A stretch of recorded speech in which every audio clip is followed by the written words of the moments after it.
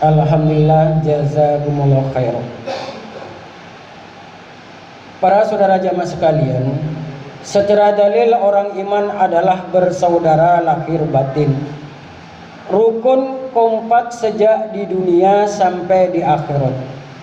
Bahkan sejak awal kejadian mereka ketika masih di dalam arwah, mereka ini telah saling mengenal dan berkelompok dengan sesama jenisnya, sehingga sampai pada kehidupan dunia pun mereka tetap mempunyai naluri ruhuniyah untuk bisa hidup bergaul rukun kompak dengan sesama.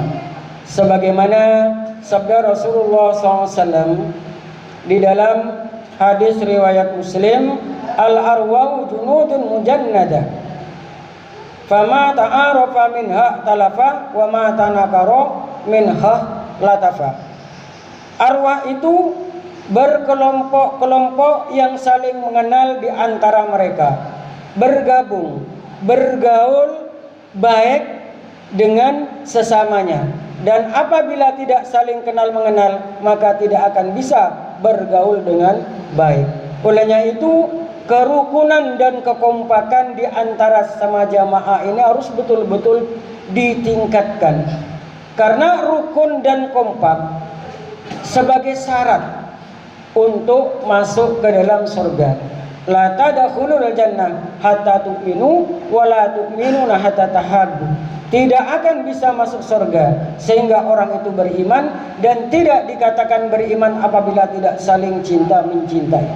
Kita semua di sini adalah bersaudara. Sebagaimana firman Allah di dalam surat Al-Hujurat ayat 10, innamal mu'minuna ikhwatun fa aslihu baina akhwaikum wattaqullaha la'allakum turhamun.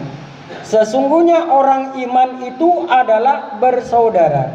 Fa aslihu baina akhwaikum, maka damaikanlah di antara saudara kamu sekalian dan bertakwalah kepada Allah agar kamu sekalian disayangi oleh Allah, akan mendapat rahmat dari Allah Subhanahu wa taala. Persaudaraan yang erat terjalin di antara orang iman adalah persaudaraan yang didasarkan pada agama Allah semata, dan bukan ikatan kekerabatan maupun karena harta yang saling memberi. Kerukunan dan kompakan yang semacam inilah kelak pada hari kiamat akan menempatkan mereka pada tempat yang istimewa di sisi Allah. Sebagaimana sabda Nabi SAW di dalam hadis riwayat Abu Dawud, an Abi Zur'ah bin Amr bin Jarir, anna Umar bin Khattab radhiyallahu qala Nabi sallallahu alaihi wasallam, inna min ibadillahi la unasam mahum bil anbiya wala suhada yabituhumul anbiya was suhada yaumal qiyamah bimakanahim minallahu ta'ala. Qalu ya Rasulullah tukhbirna manhum, qala hum qaumun tahabu biruhillah ala ghairi arhamu bainakum wala amwalin yata'ataunaha. Dari Abi Sur'ah bahwasanya Umar bin Khattab berkata, Rasulullah SAW bersabda, inna min ibadillah la unasan, sungguhnya nanti ada hamba Allah dari manusia, makum biambiya wala suhada, mereka itu bukan para nabi dan bukan para suhada, namun yakbituhumul anbiya was suhada yaumal qiyamati bimakanihim minallah ta'ala. Namun para suhada, para nabi dan suhada merasa iri terhadap tempat mereka nanti kelak di hari kiamat. Maka para sahabat bertanya, ya Rasulullah tukhbirna, kabarilah pada kami, manhum, siapakah mereka itu?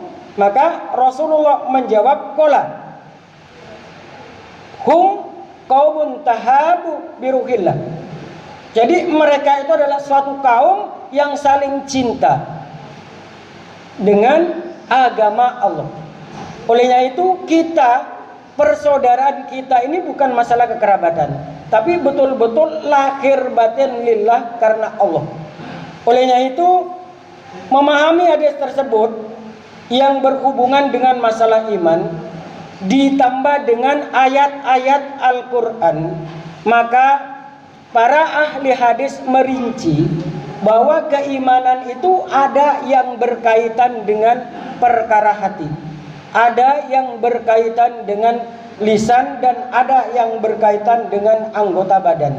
Hal ini dijelaskan di dalam riwayat Ibnu Majah an Ali bin Abi Thalib. Qala Rasulullah SAW, al-imanu ma'rifatun bil qalbi wa qaulun bil lisan wa amalun bil arkan. Hadis semakna juga dijelaskan dari Aisyah radhiyallahu anhu.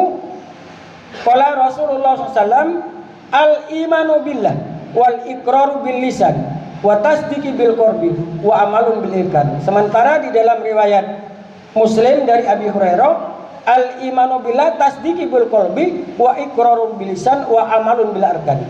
Jadi iman itu ma'rifah bi qalbi, mengerti dengan hati kita. Hati kita mengetahui, hati kita memahami bahwa surganya Allah,